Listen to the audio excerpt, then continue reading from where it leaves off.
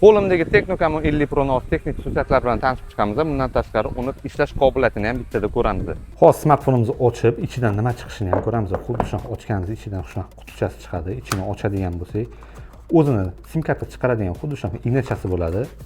Bundan tashqari ko'p telefonlarda hozir yo'q bo'lgan mana bunaqa o'zini ajoyib stiklosi ham chiqargan. Sal kruglovati bo'ladi yon tomonlari, ya'ni telefonga juda qulay tushadi. Bundan tashqari eng zo'r tomoni xuddi shunaqa o'zini ajoyib bo'lgan chexoli ham chiqargan. Sifatiga gap yo'q lekin.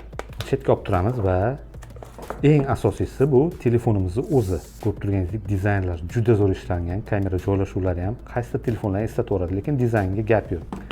Bundan tashqari albatta telefonimizni ichidan xuddi shunaqa 45 vatli o'zini adapteri ham chiqadi, USB Type-C va albatta USB Type-C sim ham chiqadi. Smartfonning ichiga kiradigan bo'lsak, xuddi shu joyda mana ko'rib turganingizdek MediaTek Helio G200 Ultimate prosessor qo'yilgan. O'yinlarni bemalol o'ynasa bo'ladi. Bundan tashqari operativ xotiraga o'zingizdan joy qo'shsangiz ham bo'ladi ichki xotiradan.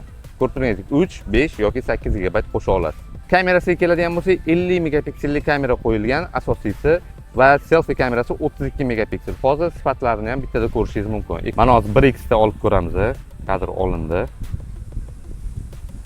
Chekir men yaqinlashtiradigan bo'lsam, ko'rib turganingizdek mana sifati yaxshi. Hozir mana kadr yaqinlashtirib ham ko'ramiz. 2x da, 3x da,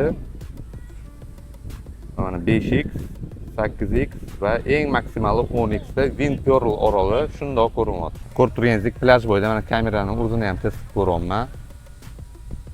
Bu hozir mana qimlatadigan bo'lsam ham o'zi stabilizatsiya qiladi kadrni. Ekraningizda hozir videoga olingan kadrlar va rasmda chiqariladi. Bu Tecnocamo 50 Pro ni kamerasiga olinayotgan kadrlar. Mikrofonni ham ko'rsanglar bo'ladi. Mana 2x, 3x.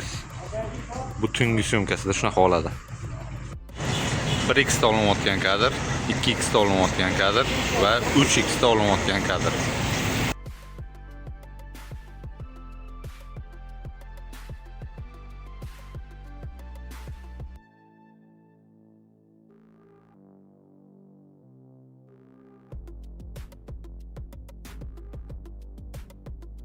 Masalan, telefonimizda galereyaga kirib, rasmni tanlab, xuddi shu joyga bosadigan bo'lsak, o'zini AI funksiyalari chiqadi. Masalan, AI avtozoomga bosadigan bo'lsak, o'zi kadr chetida bo'lsangiz, o'rtaga moslab to'g'rilab beradi. Ko'rib turganingizdek, o'zi har xil variantlarni beryapti, o'zingizga yoqqanini tanlab olasiz. Bundan tashqari xuddi shu joyga bosganingizdan keyin AI galereya искусств degan joyga bosasiz va o'zingizga yoqqan stilni tanlaysiz. Va ozgincha kutadigan bo'lsangiz, o'zi sizga xuddi shu stilda rasmni generatsiya qilib beradi. Va mana o'zim tanlagan stilda qilib berdi. Agar xohlasak, boshqacha stillarni ham xuddi shu joylardan tanlab chiqsak bo'ladi. Smartfonimiz akkumulyatori 6,5 mAh. Men bu telefonni Toshkentda zaryadga qilgan edim, hozir 28% zaryadi qolibdi. Samolyotda kino ham ko'rdim, bu yoqqa kelib, ozgincha o'yinlar ham o'ynadim. Hozir shu 27% qolgan zaryadi bilan bu bemalol 6 soat ishlaydi dot. Bu uyqu rejimida. Agar o'yin o'ynaydigan bo'lsangiz, bemalol 2-3 soatga yetib beradi. Ekranda shunaqa navigator ochib olib yurishga ham qulay ekan. Ishlashga taksi akalarimizga vobshe zo'r bo'lsa kerak, zaryad ko'p kechida beradi. Telefonimiz chap qismida ko'rib turganingizdek bitta knopkasi bor. U one tap button deyiladi. Ichiga kirib, o'zingizga moslab to'g'rilab olishingiz mumkin. Hozir masalan bosadigan bo'lsam, Ella degan o'zini sun'iy intellektli ishga tushadi. Va telefonimiz shu orqa qismida shunaqa svetовой indikator bor. Sizga уведомление сообщение kelganda o'zi har xil chiroyli yonib o'chadi, ko'rib turganingizdek. Ekrani 6.78 dyumli AMOLED. Hozir yangilanish chastotasini ko'ramiz. Ko'rib turganingizdek 144 Hz gacha yangilanadi. Va telefonga Antutu ilovasini yuklab olganman. Ko'rib turganingizdek test ham ko'rdim. 576 ming ball yig'ib berdi.